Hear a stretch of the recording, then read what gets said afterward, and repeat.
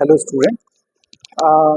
तो last lecture में हम लोगों ने देखा था, वर्क डन कैलकुलेट किया। हमने थर्मोडायनामिक्स का फर्स्ट लॉ के बारे में डिस्कशन किया था और हमने डिग्रीज ऑफ फ्रीडम के बारे में डिस्कशन किया था। तो आज हमारे पास एक क्वेश्चन है जो हमारा फर्स्ट लॉ ऑफ थर्मोडायनामिक्स से रिलेटेड है।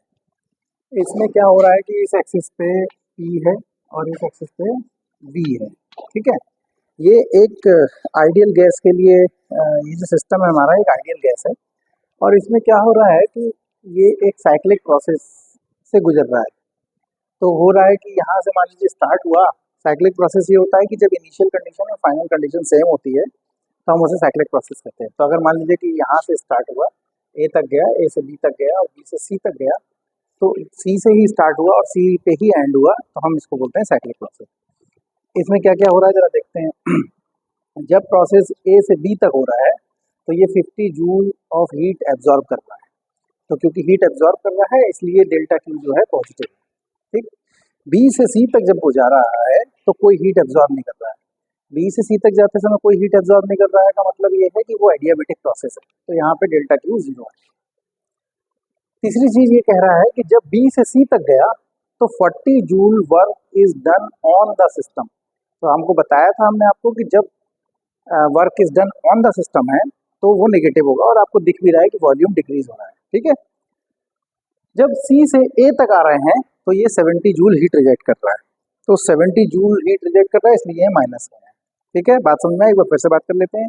हमारे पास एक आइडियल गैस है जो एक साइक्लिक प्रोसेस से गुजर रही है और उसमें क्या क्या हुआ। जब वो ए से बी तक गई तो उसने 50 जूल हीट एब्जॉर्ब की। जब बी से सी तक आई तो कोई हीट ना एब्जॉर्ब हुई ना रिजेक्ट हुई। जब सी से ए तक आया तो 70 जूल हीट रिजेक्ट हुई। ठीक है, अच्छा, जब बी से सी तक गया तो 40 joule of work is done on the system. जब सी से ए तक आया तो 70 जूल हीट रिजेक्ट हुई। ये हमें दिया हुआ है। हमें ये दिया हुआ है कि ए पर इंटरनल एनर्जी 1500 जूल है। हमसे क्या पूछा है कि बी पर इंटरनल एनर्जी बताइए और सी पर इंटरनल एनर्जी बताइए। मतलब इस पॉइंट पे इंटरनल एनर्जी बताइए, इस पॉइंट पे इंटरनल एनर्जी बताइए और ये बताइए कि सी से ए तक आने में कितना काम हुआ, कितना वर्क डन हुआ बाय द सिस्टम और ऑन द सिस्टम। ठीक है, तो ये बहुत ही सिंपल एग्जांपल है और एक ऐसा एग्जांपल है जिससे हम बहुत सारे क्विक कॉन्सेप्ट हैं जो सीख सकते हैं laws of first law of thermodynamics. तो ठीक है, चलिए हम पहला पार्ट अपना स्टार्ट करते हैं। हमसे पूछ रहा है कि बी पर कितनी इंटरनल एनर्जी है। आपने देखा कि यहाँ से जब यहाँ तक गए हम तो वॉल्यूम में चेंज नहीं हुआ, और अगर वॉल्यूम में चेंज नहीं हुआ इसका मतलब ये है कि जो वर्क डन है वो 0 है। तो हमारा फर्स्ट लॉ ऑफ थर्मोडायनामिक्स क्या कहता है? फर्स्ट लॉ ऑफ थर्मोडायनामिक्स ये कहता है कि delta Q is equal to delta W plus delta U. अब क्योंकि यहाँ से यहाँ तक जाते समय हम क्या कर रहे हैं, ए से बी प्रोसेस की बात कर रहे हैं। जब यहाँ से यहाँ तक जाते समय वॉल्यूम में चेंज नहीं हुआ तो वर्क डन 0 हो जाएगा और डेल्टा क्यू हमें दिया हुआ है कितना, 50 जूल, और ये कितना हो गया 0। डेल्टा यू कितना हुआ? डेल्टा यू होता है फाइनल माइनस इनिशियल, यानी कि ये हो जाएगा यू बी माइनस यू ए। ठीक, हमें निकालना है यू बी। तो यू बी कितना हो जाएगा? यू बी हो जाएगा 50, ये इधर आ जाएगा, ये हो जाएगा यू ए, यानी कि 50 प्लस 1500 यानी कि 1550 जूल। यानी कि बी पे जो इंटरनल एनर्जी हो गई वो 1550 जूल हो गई। ये पहला पार्ट हमारा पूरा हो गया। अब यहाँ से यहाँ तक का निकालना है, बिल्कुल सेम प्रोसेस हम कर सकते हैं। कैसे करेंगे? अब हम आ रहे हैं बी से सी तक। बी से सी तक क्या, फिर से यही फर्स्ट लॉ ऑफ थर्मोडायनामिक्स लगा दिया हमने। Delta Q is equal to delta W plus delta U. उसने कहा कि यहाँ से यहाँ तक जो हीट एक्सचेंज है वो 0 है। वर्क डन हमें दिया हुआ है ऑन द सिस्टम 40 जूल, और डेल्टा यू को लिख सकते हैं, ये फाइनल है और ये इनिशियल, तो हम इसे लिख सकते हैं U C minus U B. ठीक है, अब हमें निकालना है यू सी। तो हम क्या कर सकते हैं कि यू सी को एक तरफ रख लेते हैं, इसको इधर ले आए तो ये बचा है या जब इसको इधर ले आया तो ये माइनस साइन के साथ हो गया, ये बचा -40 और यू बी कितना आया हमारे पास, इतना, कितना 1550। तो minus U C is equal to ये हो गया 1590 जूल। लेकिन इसके साथ एक माइनस साइन और होगा और माइनस से माइनस कैंसिल हो जाएगा, तो U C is equal to joule. तो हमको बी पर इंटरनल एनर्जी मिल गई और सी पर इंटरनल एनर्जी मिल गई, एक पार्ट हमारा खत्म हो गया। तो बहुत आसान था, हमने क्या किया, हमने फर्स्ट लॉ ऑफ थर्मोडायनामिक्स लगा दिया। बस इसमें ध्यान देने वाली बात यह है इस फर्स्ट पार्ट में कि ये हिडन था, हमें पहले से पता होना चाहिए। जो हमने एक एक चीज़ डिस्कस की थी कि जब अगर वॉल्यूम चेंज नहीं होगा तो उस समय वर्क डन जीरो होगा, ये हमने पहले से डिस्कशन किया था इसका। तो जब किया था तो उसी इंफॉर्मेशन का हमने यहाँ इस्तेमाल कर लिया। ठीक है, ये दो पार्ट हमारे खत्म हो गए, हमारा बी पे इंटरनल एनर्जी मिल गया और सी पे इंटरनल एनर्जी मिल गया। अब हमें निकालना है कि यहाँ से यहाँ तक जाने में कितना वर्क हुआ। तो ये भी आसान है, फिर से एक बार हमें थर्मोडायनामिक्स का फर्स्ट लॉ लगाना है और ये जो इन्फॉर्मेशन हमें मिली है एसी को यहाँ पे इस्तेमाल कर लेंगे हम। ठीक है, हम लोग फिर से एक बार फर्स्ट लॉ ऑफ थर्मोडायनामिक्स लगा देते हैं। हमें निकालना है वर्क डन C2A प्रोसेस। तो ठीक है, चलो, delta Q is equal to delta W plus delta U. तो delta W is equal to delta Q minus delta U. Delta Q कितना दिया हुआ है हमको पहले से, -70, और डेल्टा यू यहाँ से यहाँ आए तो ये फाइनल हुआ, ये इनिशियल हुआ, तो ये हो गया माइनस, माइनस पहले से था तो ये हो गया U A minus U C. तो अगर आप माइनस साइन से ब्रैकेट को मल्टीप्लाई कर दोगे तो ये हो जाएगा minus U A plus U C, तो -70, माइनस यू ए है हमारे पास 1500, ये दिया हुआ है, और यू सी कितना है हमारे पास, प्लस का 1590। ठीक, तो बस इसमें से घटा तो कितना आया, 90 -70 और प्लस 90, तो आंसर हो गया प्लस का 20 जूल। तो ये कह रहा है कि जो वर्क डन है वो पॉजिटिव आया और हमें दिख भी रहा है क्योंकि वॉल्यूम इंक्रीज हो रहा है, इसका मतलब वर्क डन पॉजिटिव होना चाहिए। तो हमने ये सीखा कि work is done by the system. अब देखिए, ये एग्जाम्पल मैंने लिया है, ऐसे बहुत सारे एग्जाम्पल्स हो सकते हैं। तो क्या एक एग्जाम्पल करने से हमें थर्मोडायनामिक्स का जो फर्स्ट लॉ है उसकी सारी चीज़ें आ जाती हैं? लगभग आ जाती हैं। आपको बस इस बात का ध्यान रखना है कि कहाँ पे एनर्जी जो हीट है वो एब्जॉर्ब हो रही है, कहाँ पे हीट रिजेक्ट हो रही है, कहाँ पे work done on the system है, कहाँ पे work done by the system है, और कहाँ इंटरनल एनर्जी इंक्रीज हो रही है और डिक्रीज हो रही है। अगर आप इन बेसिक चीज़ों का ध्यान रखते हो और कहीं कैलकुलेशन में कोई मिस्टेक नहीं करते हो तो आप देखते हो कि आपको आपका जो आंसर है वो हर बार आ जाएगा। ठीक, तो ये हो गई हमारी बात, एक न्यूमेरिकल था। मैंने सोचा कि एक न्यूमेरिकल लेके अगर हम बातों को डिस्कस कर सकते हैं तो ये बहुत ही अच्छा क्वेश्चन था जो फर्स्ट लॉ ऑफ थर्मोडायनामिक्स को समझने के लिए काफ़ी था। अब नेक्स्ट चीज़ जो हम लोग करने वाले हैं वो पुरानी ही है। आपको याद होगा लास्ट लेक्चर में हमने डिग्रीज ऑफ फ्रीडम की बात की थी, और हमने डिग्रीज ऑफ फ्रीडम में आपको क्या बताया था कि जो डिग्रीज ऑफ फ्रीडम होती हैं वो उनकी जो डेफिनेशन होती है वो होती है the minimum number of variable या minimum number of coordinates which can be used to describe a system completely are called degrees of freedom। हमने उसका एग्जाम्पल भी लिया था कि एक मक्खी है जो उड़ रही है, तो उड़ रही है तो उस मक्खी के मोशन को एक्सप्लेन करने के लिए हमको 3 कोऑर्डिनेट्स की ज़रूरत पड़ेगी, और वो कोऑर्डिनेट्स क्या होंगे, जो उसके एक्स वाई जेड कोऑर्डिनेट होंगे। ठीक है, ये जो टॉपिक है ये मैं दोबारा इसलिए डिस्कस कर रहा हूँ क्योंकि इसको थोड़ा सा मुझे लगा कि डिटेल कम रह गई, तो डिटेल में जाने के लिए मैं इसको डिस्कस करना चाह रहा था। तो जब आप थर्मोडायनामिक्स पढ़ते या फिजिक्स पढ़ते हो तो उसमें डिग्रीज ऑफ फ्रीडम अलग अलग जगह आता है। जैसे आप मैकेनिक्स जब पढ़ते हो तो वहाँ पे डिग्रीज ऑफ फ्रीडम आता है। तो जो मैंने अभी जस्ट एक्सप्लेन किया वो एग्जाम्पल लिया जा सकता है कि degrees of freedom for mechanics. ठीक, हालांकि ये हमारा थर्मोडायनामिक्स में भी काम करता है, अच्छा, जब हम स्टैटिस्टिकल फिजिक्स की बात करते हैं तो हमारी जो माइक्रो स्टेट्स होती हैं जिनके बारे में हम डिस्कस करेंगे, क्योंकि आप पहले से जानते हो, पढ़े हो थोड़ा बहुत, इसलिए मैं ऐसा बोल दे रहा हूँ। माइक्रो स्टेट्स जो होती हैं वो डिग्रीज ऑफ फ्रीडम के तरीके से काम करती हैं, एक तरीके से। जब हम लोग थर्मोडायनामिक्स की बात करते हैं और इक्विपार्टीशन एनर्जी की एनर्जी इक्विपार्टीशन थ्योरम की बात करते हैं, तब उस केस में क्या होता है, जब हम डिग्रीज ऑफ फ्रीडम की बात करते हैं,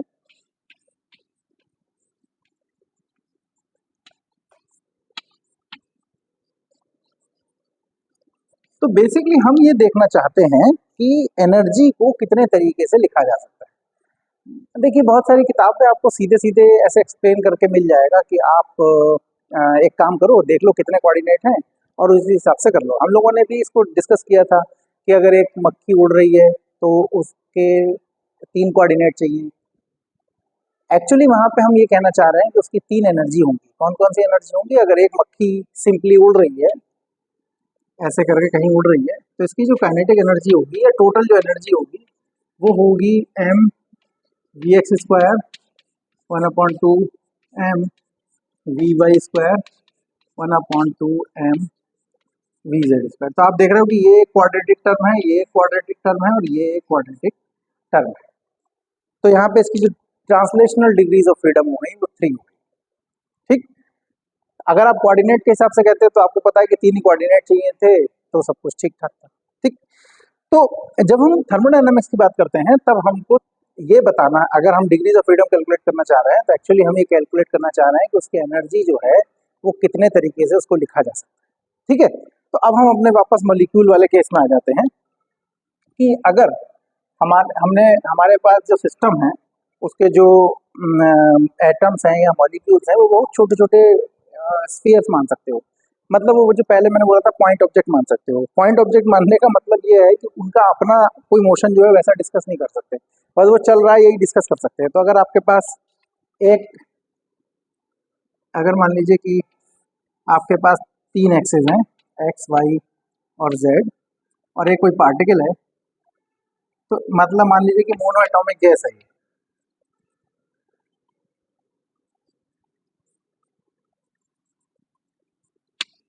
मोनो एटॉमिक गैस है, तो इसकी जो टोटल एनर्जी होगी वो कितनी होगी? 1/2, जैसे अभी हमने लिखी थी, V X square 1/2 m V Y square plus 1/2 m V Z square. तो यहाँ पे आप देख रहे हो कि 3 क्वाड्रेटिक टर्म है। तो हम कहते हैं कि मोनो एटॉमिक गैस की जो डिग्रीज ऑफ फ्रीडम है वो 3। ठीक, मैंने अभी बताया कि अगर आप मैकेनिक्स के हिसाब से सोचना चाहो तो भी आप 3 देख पाओगे, लेकिन प्रॉब्लम अभी ये तब आएगी जब हम आगे की चीजें डिस्कस करेंगे। यहाँ पे समझ में नहीं आ रही होगा। तो हमने कहा कि इसकी जो डिग्रीज ऑफ फ्रीडम है वो कितनी है? 3 ट्रांसलेशनल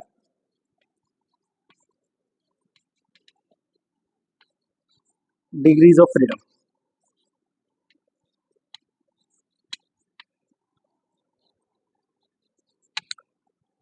ठीक, यहाँ तक कोई समस्या नहीं है। चलो अब दूसरा केस डिस्कस करते हैं। मान लो कि हमारे पास एक मॉलिक्यूल है जो डायटोमिक है और लीनियर मॉलिक्यूल है। ठीक है, आप देख रहे हो कि मैंने जो मॉलिक्यूल्स हैं उनको बहुत छोटा बनाया। आप जानते भी हो कि एटम का साइज ऑलमोस्ट एंगस्ट्रॉम के साइज का होता है और मॉलिक्यूल भी लगभग उसी साइज का होता है, ज़्यादा बड़े नहीं होते। तो मान लो कि हमारे पास ये जेड एक्सिस है, ये वाई एक्सिस है और ये एक्स एक्सिस। तो ये पूरा सिस्टम इधर जा सकता है, ये पूरा सिस्टम इधर जा सकता है, ये पूरा सिस्टम इधर जा सकता है। मतलब इसकी 3 एनर्जी तो ये वाली होंगी होंगी। ठीक, अब मैं टी ना लिख के मैं इसको ई लिखता हूँ। तो इसकी ये 3 एनर्जी तो होंगी जो दिख रही है हमको। और क्या होगा? आपको पता है कि अगर हमारे पास कोई कोई कोई एक एक्सिस है और इससे m दूरी पर कोई ऑब्जेक्ट है, तो इसका एक मूवमेंट ऑफ इनर्शिया होता है जिसकी वैल्यू होती है mr²। और इसकी जो रोटेशनल काइनेटिक एनर्जी होती है वो कितनी होती है? 1/2 I ओमेगा स्क्वायर। तो अब ये जो पूरा सिस्टम है ये इसके अलाउट भी घूम सकता है, इसके अलाउट भी घूम सकता है और एक्सिस अबाउट भी घूम सकता है। तो एक्चुअली इसकी जो एनर्जी होनी चाहिए थी वो कितनी होनी चाहिए थी? ये तो होना ही चाहिए था, इसके साथ होना चाहिए था 1/2 I X omega X square plus 1/2 I Y omega Y square plus 1/2 I Z omega Z square. फिर से देखिए कि ये सीधे सीधे आपको समझ में आ रहा है, तो आप बेसिकली इसको समझ सकते हो कि यहाँ पे 3 क्वाड्रेटिक टर्म है। तो इसकी टोटल डिग्री ऑफ फ्रीडम कितनी दिख रही है? 3 और 3 6। लेकिन मैंने शुरुआत में क्या कहा? मैंने कहा कि थर्मोडायनामिक्स में जब हम डिग्रीज ऑफ फ्रीडम निकालते हैं तो हमारा ये मतलब होता है कि उसकी कितने तरीके की एनर्जी हो सकती है। ठीक, जो बेसिकली क्वाड्रेटिक टर्म्स की बात कर रहे हैं। तो आप देख लो कि 3 एनर्जी हो गई, ये 3 एनर्जी हो गई। लेकिन प्रॉब्लम ये है कि इसकी ये जब इसके अराउंड घूम रहा है तो ये इतनी डिस्टेंस है यहाँ पे, तो इसका मोमेंट ऑफ इनर्शिया जो आई वाई होगा वो सिग्निफिकेंट होगा। इसी तरीके से जब ये इसके अबाउट घूम रहा होगा तो इसका जो मोमेंट ऑफ इनर्शिया होगा वो भी सिग्निफिकेंट होगा। क्यों? क्योंकि मोमेंट ऑफ इनर्शिया होता है mr स्क्वायर, क्योंकि यहाँ से यहाँ तक की डिस्टेंस काफ़ी है, यहाँ से यहाँ तक की डिस्टेंस, ये डिस्टेंस काफ़ी है, चाहे इस एक्सिस से ऐसे सोच लो चाहे इस एक्सिस से ऐसे सोच लो। तो आई एक्स और आई वाई का जो वैल्यू होगा वो सिग्निफिकेंटली लार्ज होगा और उसको कैलकुलेट करने में वो कंट्रीब्यूट करेगा। लेकिन क्योंकि ये गैस, ये जो मॉलिक्यूल है ये बहुत छोटा है, तो जब ये इसके अबाउट घूमना शुरू करेगा तो इसकी जो रेडियस है वही आर का काम करेगी यहाँ पे, और आर बहुत छोटा है। और आप देख रहे हो वहाँ स्क्वायर है, तो कोई वैल्यू अगर छोटी होती है उसको स्क्वायर कर दो तो वो और छोटी हो जाती है। ठीक, तो ये जो मोमेंट ऑफ इनर्शिया होगा आई जेड, इसकी वैल्यू बहुत कम होगी, तो ये वाला पार्ट जो होगा वो नेग्लिजिबल होगा, ये कंट्रीब्यूट ज़्यादा नहीं कर रहा होगा, या ज़्यादा कर ही नहीं रहा होगा, ऐसे समझिए आप। तो इफेक्टिवली यहाँ पे 2 टर्म बचे, एक ये वाला बचा एक ये वाला बचा। तो टोटल डिग्रीज ऑफ फ्रीडम एक लीनियर डायटोमिक मॉलिक्यूल के लिए कितनी हुई? लीनियर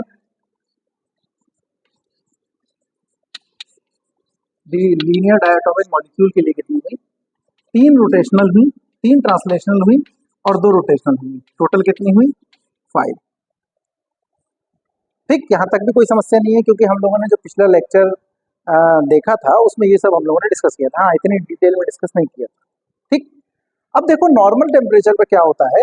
ये जो नॉर्मली जब हम रूम टेम्परेचर की बात करते हैं या रूम टेम्परेचर से थोड़ा ऊपर बात करते हैं तो पार्टिकल्स में एक लीनियर मोशन होता है, यानी कि ये जो डिग्रीज ऑफ फ्रीडम है ये नॉर्मली रहती है।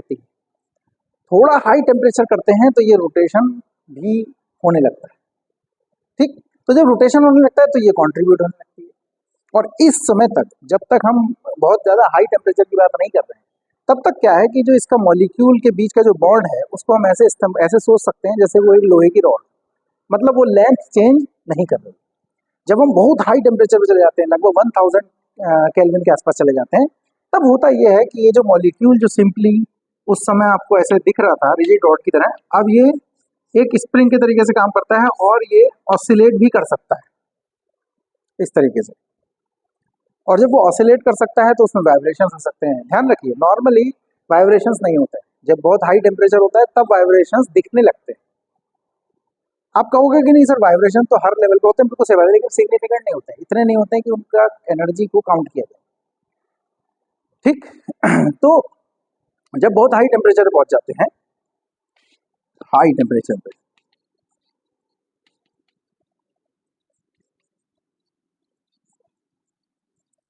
तो उसमें वाइब्रेशंस भी शुरू हो जाते हैं। हम कहते हैं वाइब्रेशन एनर्जी भी आ गई।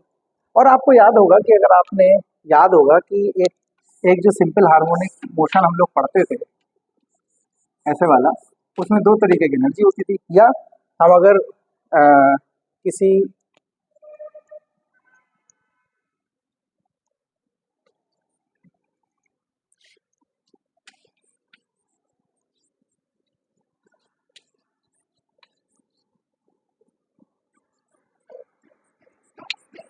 आपको याद होगा कि अगर 2 मॉलिक्यूल है हमारे पास,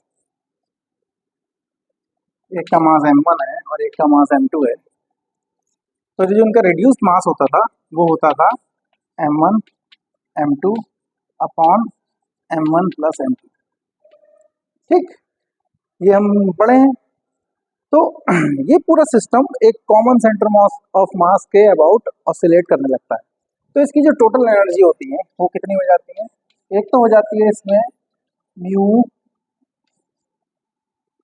आर स्क्वायर, ये तो हो जाती है इसकी, सॉरी, म्यू वी स्क्वायर, जो इसके ऑसिलेशन की काइनेटिक एनर्जी है, और दूसरी हो जाती है 1/2 के आर स्क्वायर। तो यानी कि जब हमारे पास एक डायटोमिक लीनियर मॉलिक्यूल होगा और जब वो हाई टेम्परेचर पे होगा तो उसमें कितनी एनर्जी टर्म होंगे, एक वी एक्स वाला होगा, एक वी वाई होगा, एक वी जेड होगा। देखिए ये ऑसिलेशन की बात नहीं हो रही थी, ये बात हो रही है कि ये मॉलिक्यूल है, ये एक्स दिशा में भी जा सकता है, ये वाई में भी जा सकता है, और ये जेड में भी जा सकता है। ठीक, ये तीन एनर्जी, तीन तो ये हो गई ट्रांसलेशनल वाली, दो हो गई रोटेशन वाली, क्योंकि ये थर्ड वाली नेग्लिजिबल होगी। और अब देखिए जो हमारा वाइब्रेशंस हो रहे हैं, जो ऑसिलेशंस हो रहे हैं, उसमें दो एनर्जी टर्म है क्वाड्रेटिक। कौन कौन से? एक ये वाले और एक ये वाले। शुरुआत में जब आप ऑसिलेशन को देखते हो तो आपको लगता है कि एक डायरेक्शन में हो रहा है, तो एक ही डिग्री ऑफ फ्रीडम। इसीलिए इस लेक्चर को मैंने स्पेशली लिया बताने के लिए कि जब हम थर्मोडायनामिक्स में डिग्रीज ऑफ फ्रीडम कैलकुलेट करते हैं तो हम ये देखते हैं कि जो एनर्जी है उसमें क्वाड्रेटिक टर्म जो है वो कितनी बार इन्वॉल्व हो रहा है, किस किस वजह से इन्वॉल्व हो रहा है। तो यहाँ पे ये काइनेटिक एनर्जी की वजह से 3 बार इन्वॉल्व हुआ, और रोटेशनल की वजह से एक्चुअली 3 बार इन्वॉल्व हुआ, लेकिन ये वाला पार्ट नेग्लिजिबल था तो इसको छोड़ दिया, तो 2 बार यहाँ इन्वॉल्व हुआ और 2 बार यहाँ इन्वॉल्व। तो अगर हमारे पास एक डायटोमिक लीनियर मॉलिक्यूल है और हाई टेम्परेचर पे है तो उसकी जो टोटल डिग्रीज ऑफ फ्रीडम होगी कितनी हो जाएंगी वो? तो टोटल डिग्रीज ऑफ फ्रीडम होगी 3 ट्रांसलेशनल, 2 रोटेशनल और 2 वाइब्रेशनल, तो टोटल हो गई 7। यानी एक लीनियर डायटोमिक मॉलिक्यूल के लिए जो टोटल डिग्रीज ऑफ फ्रीडम होंगी वाइब्रेशन को इंक्लूड करते हुए वो होंगी 7, और जब वाइब्रेशन को इंक्लूड नहीं कर रहे हो तो वो होंगी 5। ठीक, तो ये हमारा और बेसिक डिस्कशन था। इसका मतलब अगर कहीं पे भी वाइब्रेशन हो रहा है तो वाइब्रेशन में एक्चुअली एक वाइब्रेशन, एक मोड में जो वाइब्रेशन हो रहा है उस मोड में 2 एनर्जी होती है, तो 2 डिग्रीज ऑफ फ्रीडम। अच्छा, एक और एग्जांपल देखते हैं जरा हम लोग। मान लो कि हमारे पास एक रिजिड बॉडी है और इसके अंदर एक मॉलिक्यूल दब गया, एकदम छोटा सा मॉलिक्यूल दब गया। अब इसकी कितनी डिग्रीज ऑफ फ्रीडम होगी? अब ये क्योंकि ये रिजिड बॉडी के अंदर है तो ना तो ये एक्स में जा पा रहा है, ना वाई में जा पा रहा है, ना जेड में जा पा रहा है। उसका अपना साइज बहुत छोटा है, तो साइज छोटा होने की वजह से क्या है कि वो रोटेट भी नहीं कर पा रहा है।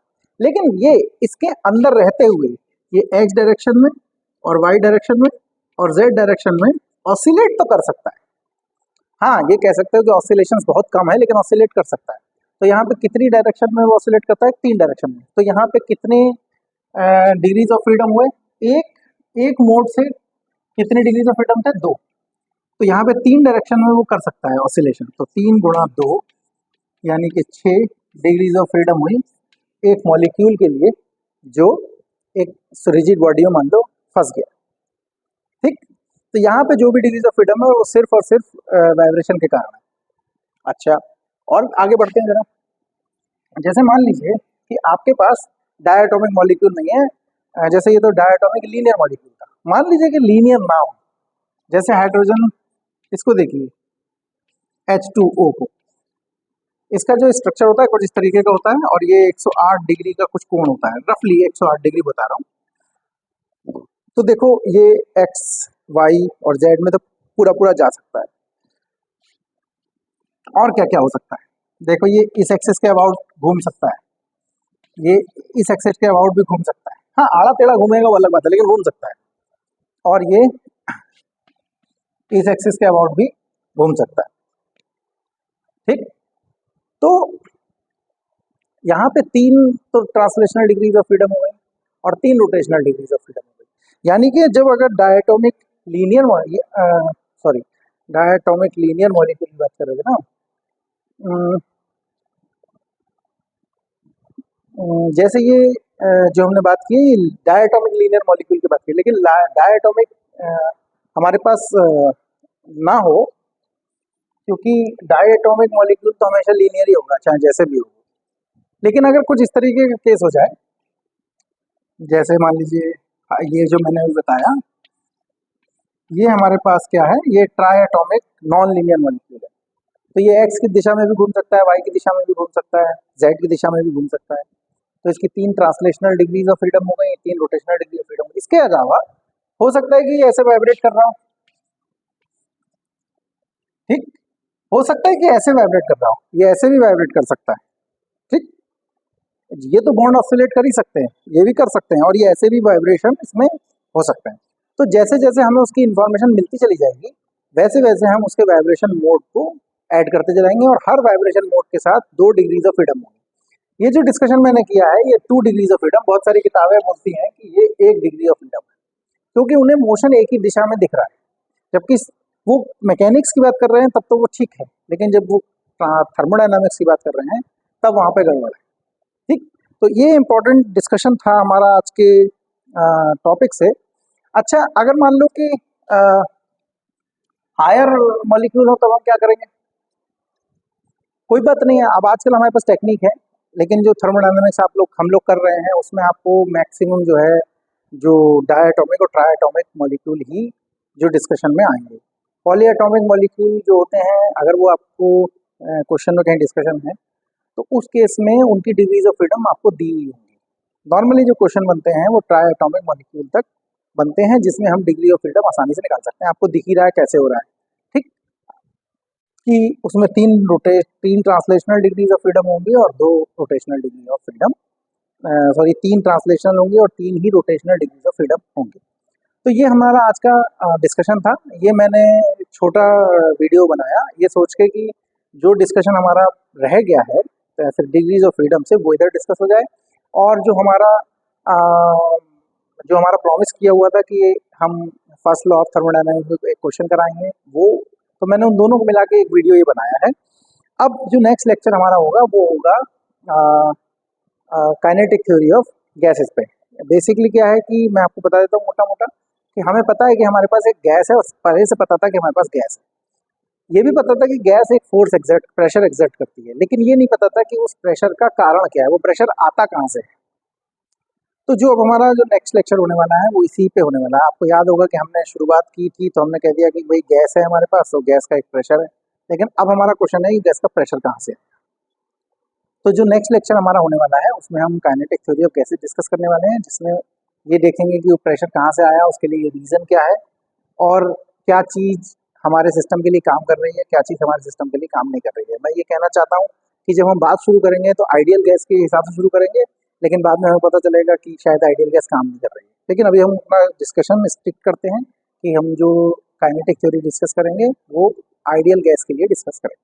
ठीक है, चलिए फिर, और आपके जो डाउट्स हैं उनको कमेंट्स में लिखते रहिए और नोट्स बनाते रहिए। चलिए बाय।